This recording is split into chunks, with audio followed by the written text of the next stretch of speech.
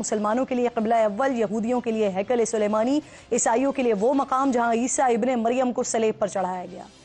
یہ دنیا کی واحد سرزمین ہے جس کو مسلمان، یہودی اور عیسائی تینوں مقدس مانتے ہیں۔ اس کے گلی کوچے کئی جنگوں کی عینی شاہد ہے۔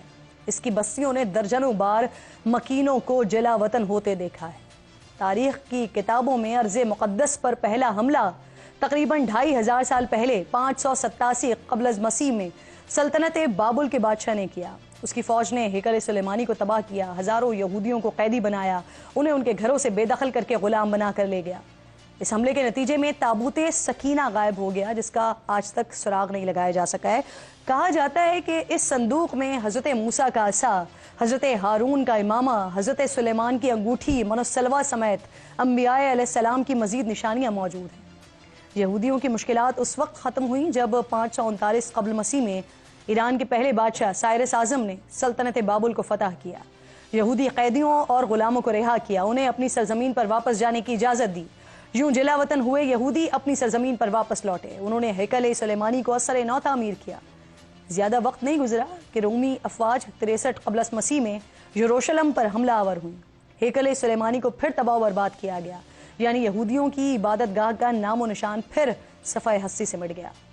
وقت گزرا، قیصر روم کا اقتدار رومی یہودی بادشاہ ہیرڈ کے ہاتھ میں آ گیا اور اس نے اپنے دور میں ہیکل سلیمانی کو پھر سے تعمیر کروا دیا۔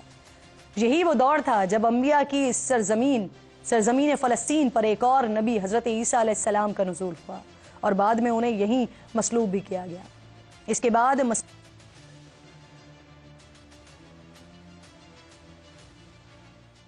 پر پہلا حملہ 17ویں عیسوی میں رومی شہنشاہ تیتوس نے کیا۔ اس نے یہودیوں کو قتل کیا، ہیکل سلیمانی کو مسمار کیا، زندہ بچ جانے والوں کو جلا وطن کیا۔ وقت نے کروٹ لی اور 6 صدی بعد جا کر حالات پھر تبدیل ہوئے۔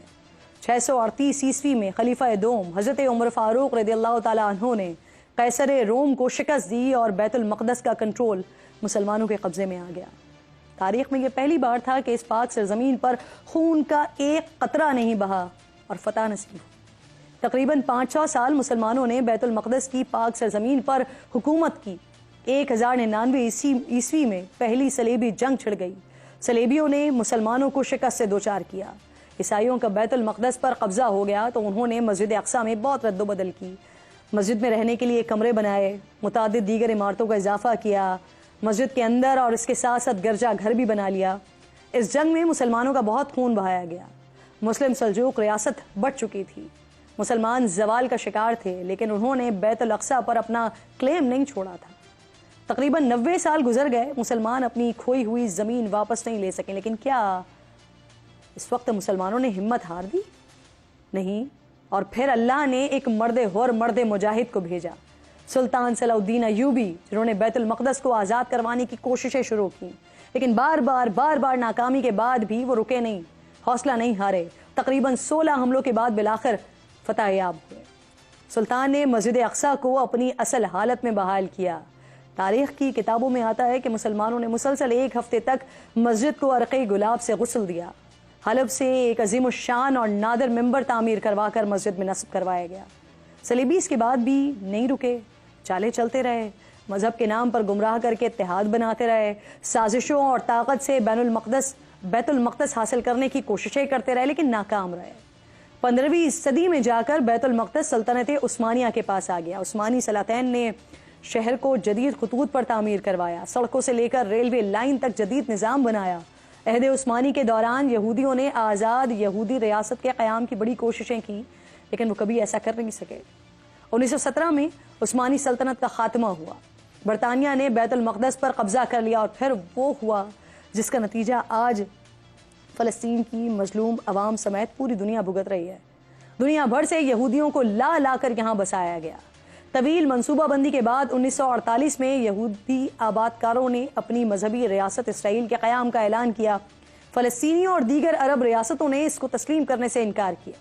بین الاقوامی برادری نے اس کو غیر قانونی قرار دیا، لیکن اسرائیل ٹس سے مس نہیں ہوا۔ اسرائیل نے قبضہ چھڑانے کے لیے عرب اسرائیل جنگیں بھی لڑیں، لیکن مسلمانوں کو کامیابی نہیں مل سکی، اور سازش کے ساتھ ساتھ ہمارے ذہنوں میں یہ بات باور کروائی جاتی رہی کہ یہودی دنیا کی سب سے طاقتور قوم ہے اور مسلمان اس سے لڑ نہیں سکتے، جیت نہیں سکتے۔ مسلمان حکمرانوں کی عیاشیوں نے مسلم دنیا کو کمزور بنایا، جس کا فائدہ اسرائیل کو ہوا۔ آج ہمارے بڑے بڑے دانشور بھی یہی کہتے پھرتے ہیں کہ 70 سال میں جو کچھ حاصل نہیں کر سکے وہ اب کیا حاصل کر لیں گے۔ تو ان کی اطلاع کے لیے یہ عرض ہے کہ صلاح الدین ایوبی نے بھی 90 سال بعد مسجد اقصیٰ کو حاصل کیا تھا۔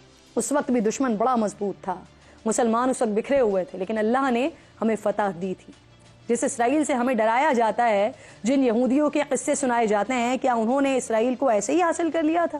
انہوں نے بھی 2500 سال طویل جدوجہد کی ہے، لٹتے رہے، قتل ہوتے رہے، قیدی بنے، غلام بنے، جلا وطن ہوئے، گمنامی کی زندگی کاٹتے رہے۔ الغرض ہر حالات کے بدترین حالات کا سامنا انہوں نے کیا، لیکن اپنی اولادوں میں بس ایک بات منتقل کرتے رہے کہ اس اپنی ریاست کو انہوں نے حاصل کرنا ہے، اور وہ انہوں نے سازشوں سے حاصل کر بھی لیا، اور اب طاقت اور مال کے بل پر قابض بھی رہنا چاہتے ہیں۔ لیکن ہمیں کسی صورت مسجد اقصیٰ کو بھولنا نہیں ہے۔ چاہے ہم دیکھ رہے ہیں کہ مسلمان ریاستیں عملی طور پر بے بس نظر آ رہی ہیں، چاہے اس وقت دنیا شیطانی قوتوں کے ہاتھ میں ہے، لیکن وقت آئے گا۔ ایمان رکھیے، یقین رکھیے، اور متحد ہونے کی کوششیں کرتے رہیے کہ مسجد اقصیٰ ہماری ہے اور انشاءاللہ ہماری رہے گی۔